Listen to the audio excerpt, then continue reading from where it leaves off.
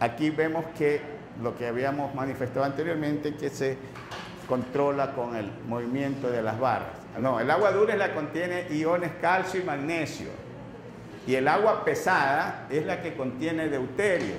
El agua pesada es D2O, o sea, en lugar de H2O, es deuterio 2. Ya vimos cuál es el deuterio, que tiene 1, 2, y este tiene el protio, que tiene 1, 1. Ese es el agua pesada que tiene deuterio. Si no, hay que confundir esto, porque son dos cosas totalmente diferentes. El agua dura es la que tiene iones calcio y magnesio, y el agua pesada es la que es hecha, mejor dicho, está constituida por deuterio.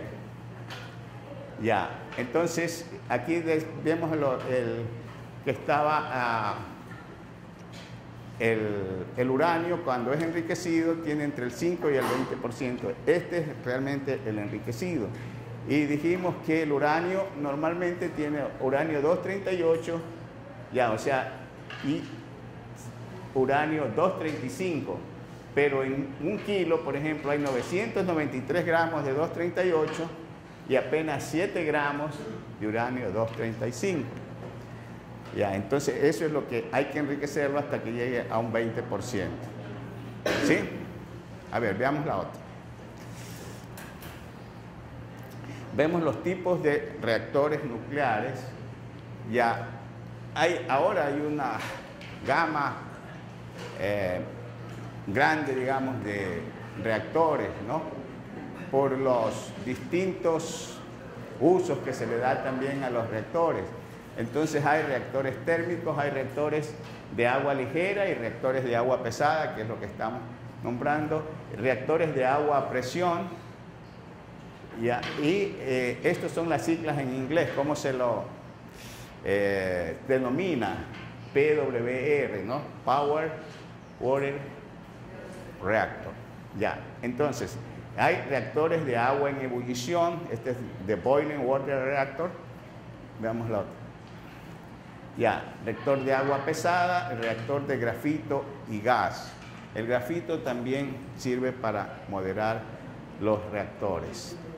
A ver, veamos la otra. Esto yo les voy a poner en el sitio web, ¿no? Hay reactores rápidos, hay unas que usan neutrones rápidos y otros neutrones lentos.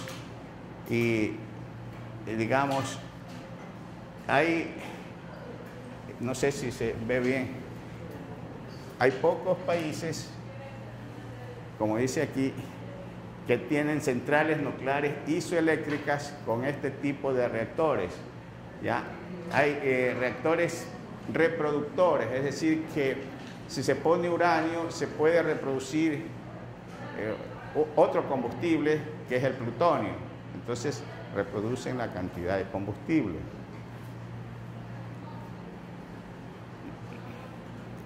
Ya. A ver, vemos los circuitos, ¿no? Los circuitos de los reactores están, digamos, diseñados para dar mayor seguridad al reactor, ¿no? Y el circuito primario es estanco. ¿Qué quiere decir estanco? Que no deja pasar nada, no tiene que haber fisuras. Completamente estanco, es decir, que no entra ni sale nada del reactor. Ya. Y vemos, digamos, aquí no se aprecia muy bien, pero son los circuitos por donde circula el agua, ¿no? Eso lo vimos anteriormente también, que va al agua de enfriamiento.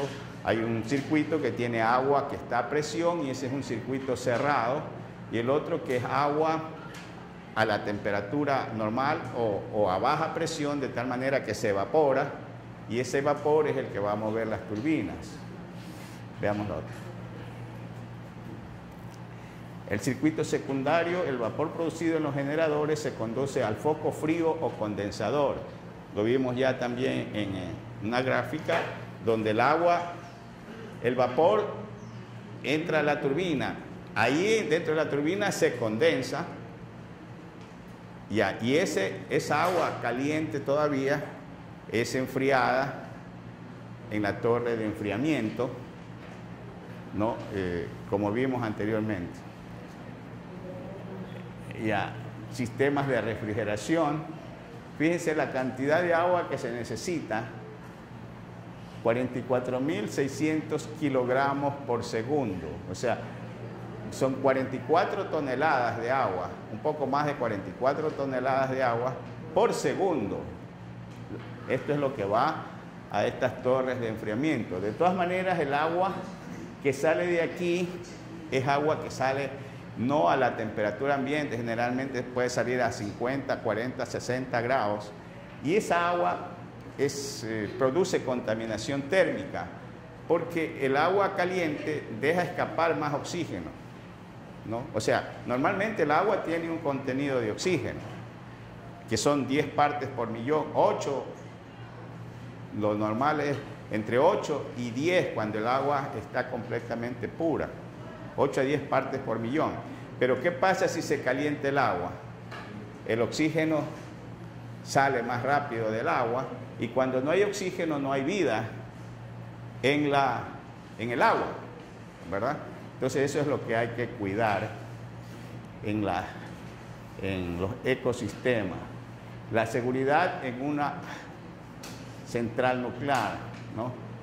Esto es quizás la parte más compleja que hay ahora y donde son los requisitos más grandes, ¿no? O sea que cada válvula es controlada por 3 o 4 sistemas, por lo menos, ¿no? De que si falla un sistema, hace funcionar la válvula otro sistema, de tal manera que hay el mínimo riesgo, ¿no? Pero de todas maneras hay riesgo, decimos que es mínimo, ¿no? Entonces vamos a leer esto de aquí, que esta es la parte más importante en las seguridades. Con otras medidas pasivas e intrínsecas, los sistemas de seguridad responden ante la indisponibilidad y fallas de los sistemas principales, así como a los posibles transitorios de operación. En el esquema simplificado se indican los principales sistemas que salvaguardan la refrigeración del reactor y una síntesis de funcionamiento. Cerca de un centenar de sistemas, fíjese, un centenar de sistemas prestan funciones de soporte a esta función y en su caso complementan el cumplimiento del objetivo de seguridad nuclear. Entonces, un país que tiene un reactor tiene que tener un personal altamente especializado y responsable de la seguridad del reactor. No es como cualquier otra industria o centrales, que hay las centrales termoeléctricas, sino que en la cuestión nuclear hay pues que, si se quiere, que maximizar los controles de seguridad. A ver, bueno, estos son parte de los controles, ¿no?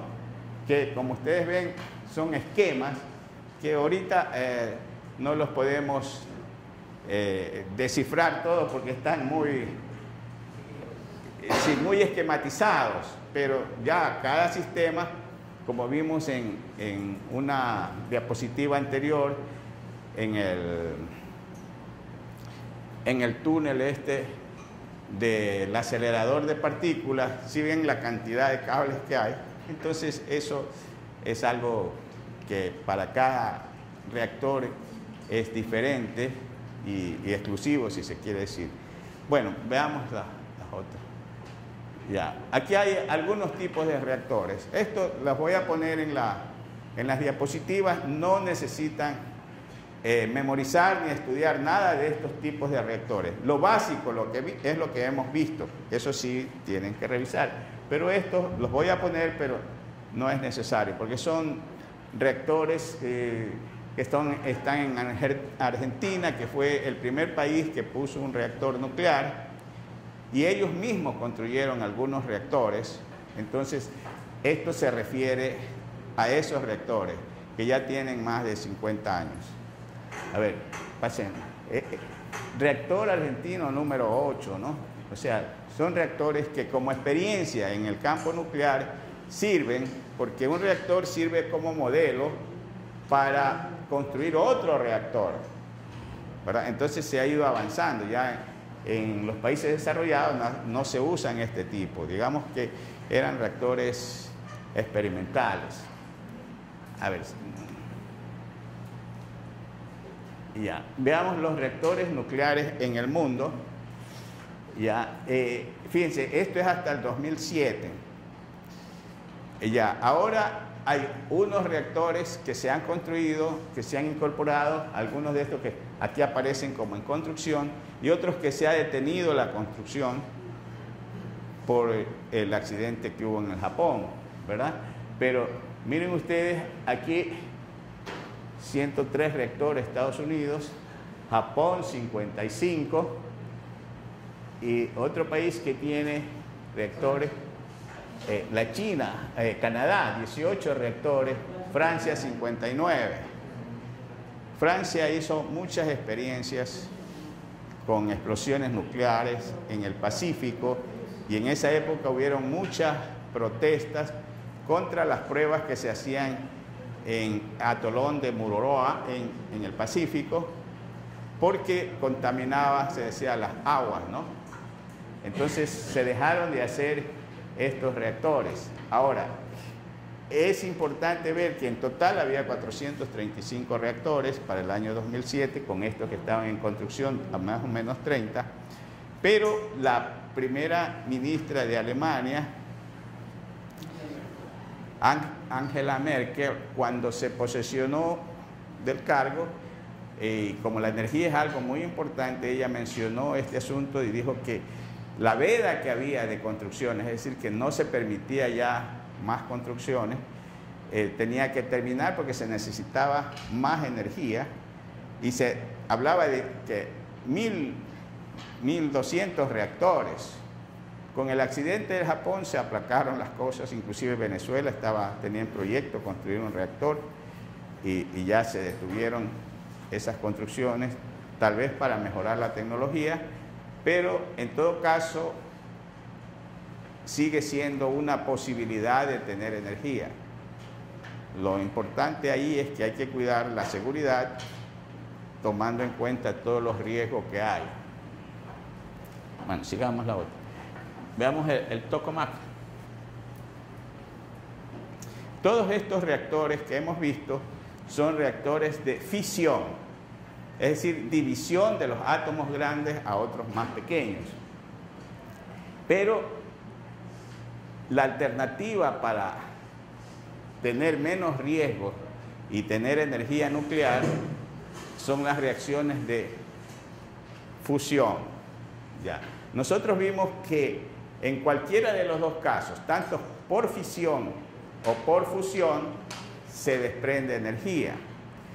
La ventaja con las reacciones de fusión es que hay menos contaminación.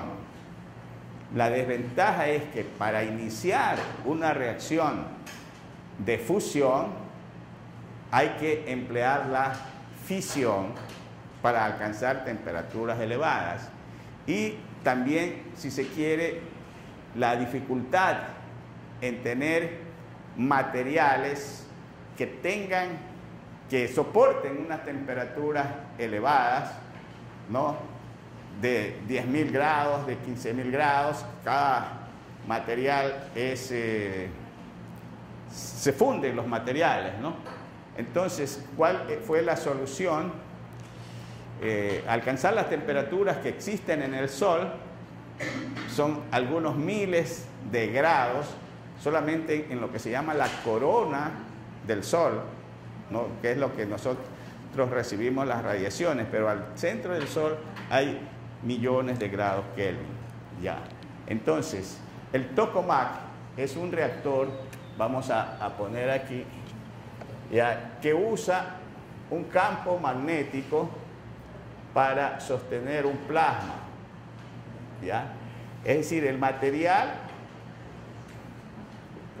el plasma está allí, pero eso tiene que ahí estaría el deuterio, el protio, el tritio, reaccionando para dar helio, ¿verdad? Y en esa reacción vimos que se produce energía, que la podemos calcular nosotros, ¿verdad? Ya calculamos para el caso de un átomo, pero esto de aquí es un campo magnético que no toca prácticamente, esto de aquí no está en contacto con el campo, sino que las temperaturas elevadas están aquí y de tal manera que este material donde están el campo magnético, donde están los magnetos, no tocan el plasma. A ver, veámoslo el otro. Ya, este sería una vista del tokamak, ¿no? El campo magnético y el plasma, eso estaría abierto ahí, ¿no? Hay que cerrarlo. Y este, digamos, es un reactor donde se han hecho experiencias en Inglaterra y en Japón especialmente, y se mantiene la producción de energía por 1 o 2 segundos, y eso ya es un éxito, ¿no? Porque lo que se intenta es que la reacción sea sostenida, y eso todavía no se logra, o quizás ya se ha logrado, ¿ya? Pero esto es lo que es la alternativa a obtener energía mediante reacciones nucleares, ¿no? Que en lugar de emplear una reacción de fisión, se empleara una reacción de fusión, donde hay desechos radiactivos, pero que tienen menor tiempo de vida media. Bueno, esto es en cuanto a los reactores nucleares. Ahora,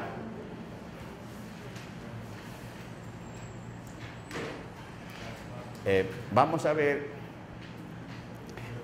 algo relativo a las leyes de desintegración radiactiva.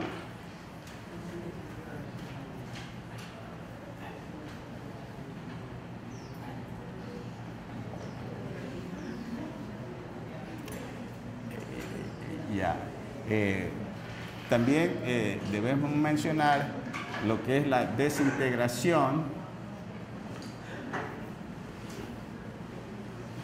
que hay una desintegración que es normal, ¿no? Natural, y hay otra que es inducida en los aceleradores, y eso es lo que se llama transmutación. Ya. Entonces,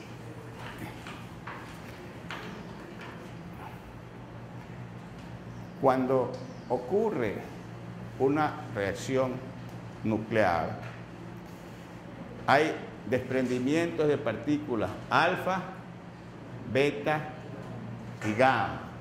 Entonces, vamos a poner aquí las leyes de desintegración. ¿Qué es lo que ocurre cuando se emite una partícula alfa? La partícula alfa, ¿cómo se le denomina? El núcleo de helio, ¿verdad? Porque esto yo puedo poner partícula alfa 4,2, que equivale al núcleo de helio, que es 4,2, sino que esto tiene cargas positivas y esto también, porque decimos el núcleo, cuando le hemos quitado los electrones, esto sería 2 positivo, queda el núcleo. Entonces, generalmente se puede representar alfa 4,2 o el núcleo de helio, sin poner las cargas, a veces se la pone, pero es el núcleo de helio, alfa 4,2. Ya, estas fuerzas que gobiernan el universo se manifiestan a diferentes distancias. La que mayor distancia se la puede apreciar y que prácticamente actúa a distancias muy grandes y también distancias muy pequeñas, es ¿cuál? La fuerza de la gravedad, ¿verdad? Porque sentimos la atracción del Sol y también este objeto pequeño siente la acción de la gravedad y cae a la distancia que está de la Tierra, ¿verdad? Entonces, a grandes y pequeñas distancias.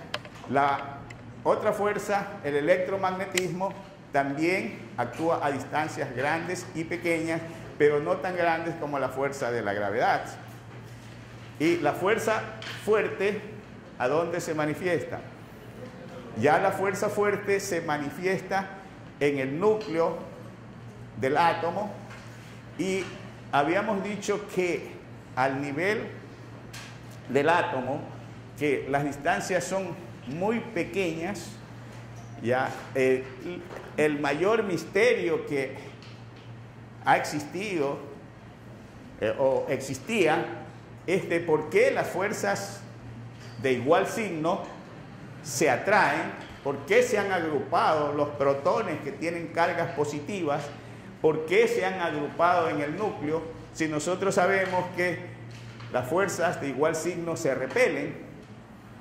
Sin embargo, siendo del mismo signo, están en el núcleo y se atraen.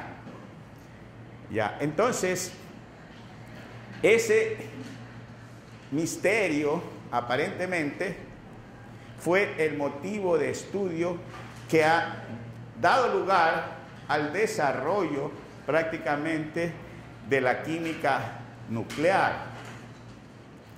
La otra fuerza que decimos es la fuerza débil, ¿verdad?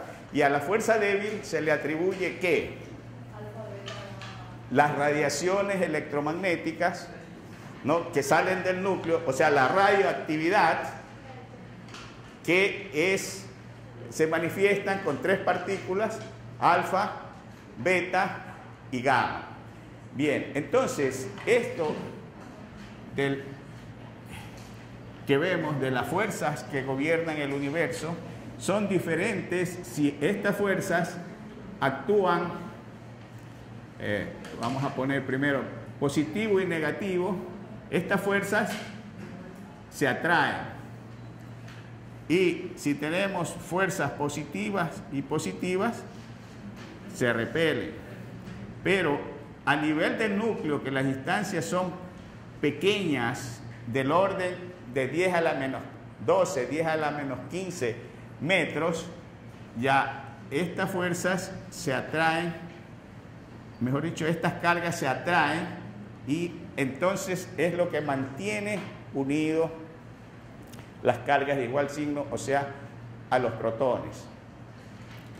Ahora, el núcleo tiene una gran actividad, debido a que, si nosotros consideramos en física, ¿verdad?, el espacio es igual a la velocidad por el tiempo.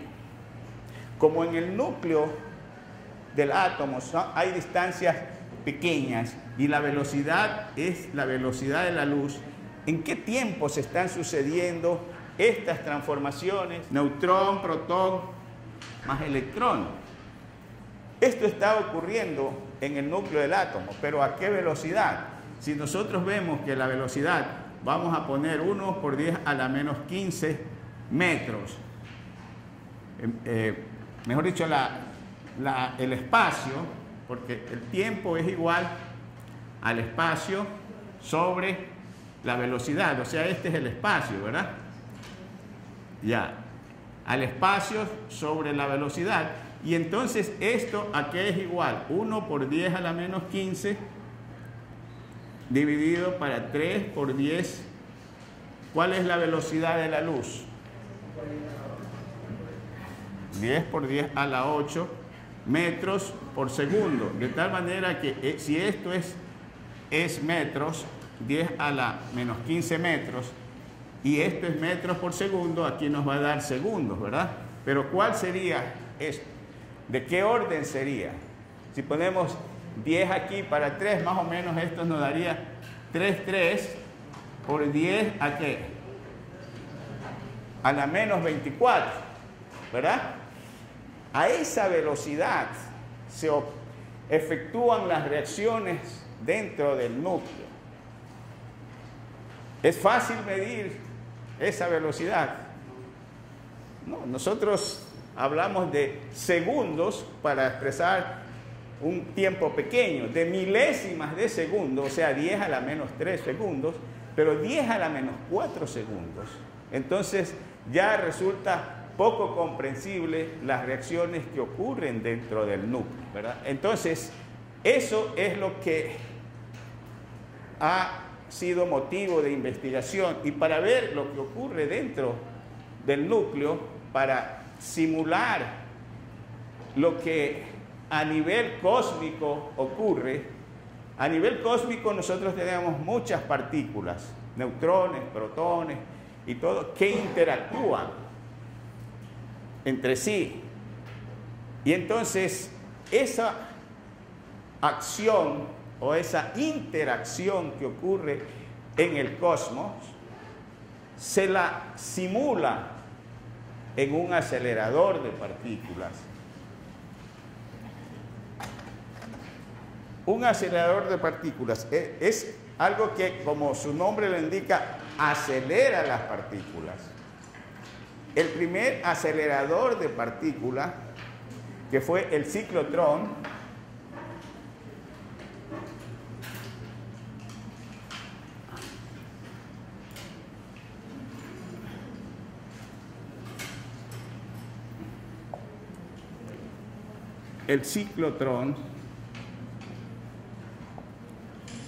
medía apenas 80 centímetros y estaba constituido por lo que se llaman 2D. Esta una D por la forma. Y había un ionizador que actuaba. Ionizador, ¿qué quiere decir? Que ioniza. Ionizar, ¿qué quiere decir? Formar iones.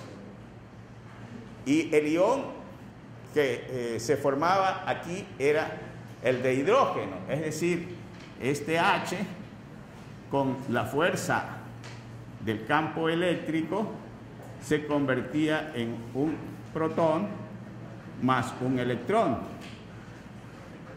Se ionizaba. Entonces ese ion venía acá al centro y aquí esto estaba en una cámara de vacío, ¿ya? Y entre las 2D, al centro de las 2D, se producía un proceso de aceleración y atracción, o sea, de expulsión y atracción. Si esta D estaba cargada positivamente, vamos a suponer en un momento determinado este era positivo y este negativo, el protón que era positivo era expulsado y la D negativa lo atraía. Entonces venía esta partícula, este protón, era atraído aquí, pero inmediatamente este cambiaba de signo y el de acá también. Entonces, si este se hacía positivo, la expulsaba y el otro la atraía, y así sucesivamente, hasta que había una pantalla que desviaba la partícula y la hacía impactar en lo que se llama en un blanco. En realidad uno siempre dice dio en el blanco, pero en realidad da en el negro, porque casi siempre los puntos que señalan el centro están pintados de negro, pero uno dice dio en el blanco. El blanco se ponía aquí y esto impactaba. ¿Con qué objeto impactaba? Impactaba con fuerza para causar una reacción en el núcleo del blanco, o sea, de un átomo cualquiera. ¿Ya? Y lo dividía ese núcleo. Por ejemplo, si teníamos aquí el núcleo de un átomo donde estaban todos los protones y en la periferia los electrones,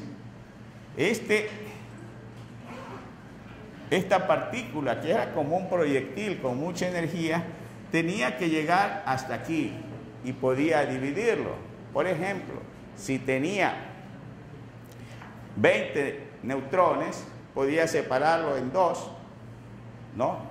Que tengan 10 y 10, ¿no? Hablando solamente de los neutrones. Pero el número de masa, por ejemplo, en el uranio, ¿ya?, que es 238 o 235, según el isótopo de qué se trate, lo dividía en 2, ¿ya?, o en muchas otras partículas. Entonces, lo importante era que la partícula que era el proyectil, en este caso el protón, atraviese todo el átomo y llegue hasta el núcleo. Pero en esa trayectoria se iba a encontrar, como cualquier otra partícula, con otras fuerzas que estaban en el núcleo del átomo. Entonces, si nosotros tenemos aquí un átomo donde acá están las cargas positivas y acá las cargas negativas, ya, no vamos a ponerlas todas. Entonces, viene un proyectil, o sea, una partícula que quiere ingresar hasta el núcleo del átomo. Si esa partícula es negativa, vamos a suponer que fuera un electrón o una partícula beta, la primera resistencia que tiene, si esto es negativo, son estas cargas negativas y va a ser repelida. Una vez que vence esta repulsión, ya llega al núcleo y ahí ya es atraída. Vamos a suponer que tiene acá, esto de aquí, una carga positiva y acá, al llegar al núcleo, para llegar al núcleo, ya tiene que atravesar estas cargas negativas, esta parte negativa. Entonces, como es positivo, aquí es atraído, aquí se le facilita la entrada. Pero cuando va llegando al núcleo donde están todas las cargas positivas, va a ser repelida. Entonces, ¿qué partícula entraría con más facilidad hasta el núcleo? Que no sea positiva ni negativa. El neutrón. Entonces, una partícula que se puede emplear ya es el neutrón para llegar al núcleo, porque no es repelido ni es atraído, y entonces la fuerza con que se la impulsa ya es la que hace que llegue. Entonces tenemos tres tipos de cargas o de partículas que pueden ser enviadas acá. Pero la partícula, este acelerador, actúa solamente, acelera con este sistema si la partícula tiene carga. Para el neutrón no serviría un acelerador. Entonces esos neutrones que impactan generalmente no provienen de un acelerador de partículas. Los neutrones que impactan son aquellos que están en el cosmos, donde hay muchos neutrones, hay una gran masa de neutrones, que se dice que con esa masa de los neutrones se podría formar otra galaxia. Ya, entonces, tenemos, este es, digamos, el escenario donde van a actuar los aceleradores de partículas, ¿no?, acelerando partículas para que lleguen hasta el núcleo del átomo. Habíamos dicho que cuando tenemos, suponiendo estas dos cargas en el núcleo del átomo, hay partículas que se las llama partículas virtuales. ¿Por qué? Porque aparecen y desaparecen. Existen las partículas, como hay muchas cosas virtuales que existen, pero que no se las puede coger, ¿no? ¿Por qué? Su tiempo de vida, fíjense, estamos hablando de velocidades que ocurren a 10 a la menos 24 segundos, ya, pero si son partículas que nacen aquí, se dirigen acá en espacios muy pequeños y al llegar al otro lado prácticamente desaparecen, pero esa masa muy pequeña que es, se convierte en energía, ¿verdad? Entonces, toda esa energía de la que nosotros hablamos en el núcleo proviene de esas reacciones que están ocurriendo a gran velocidad en el núcleo del átomo. Ya, ahora, nosotros hemos conocido el átomo, al menos lo que se estudia en química, en base al modelo de Bohr, ¿verdad? Donde, como lo hemos representado aquí, un núcleo, en la periferia están los electrones y en el núcleo las cargas positivas, y nosotros estamos denominando nucleones a los protones y a los neutrones. Pero con los aceleradores de partículas y en las investigaciones que se han desarrollado alrededor del núcleo, se han encontrado que ya no son las partículas elementales, es decir, las que son simples y que forman el átomo, ya no son solamente, o mejor dicho, no son prácticamente los protones y los neutrones, sino que hay otras partículas que las mencionábamos anteriormente, que dijimos que eran los quarks, los leptones, los bosones, los piones, kaones. Es decir, hay un sinnúmero de partículas que son las que tienen una acción, es decir, interactúan a este nivel pequeño, ¿no? Las distancias son muy pequeñas, las dimensiones son muy pequeñas, pero son las que están interactuando a gran velocidad con esas partículas ya más grandes que nosotros conocemos como los protones y los neutrones, o los llamados hadrones también. A ver, vamos a ver si podemos proyectar. Vamos a ver lo que es un acelerador de partículas. Ya hay aceleradores de partículas que son, a ver, así circulares, y otros que son lineales, pero que tienen el mismo principio. Ya, el acelerador lineal trabaja con el mismo principio de atracción y repulsión, sino que en cambio son tubos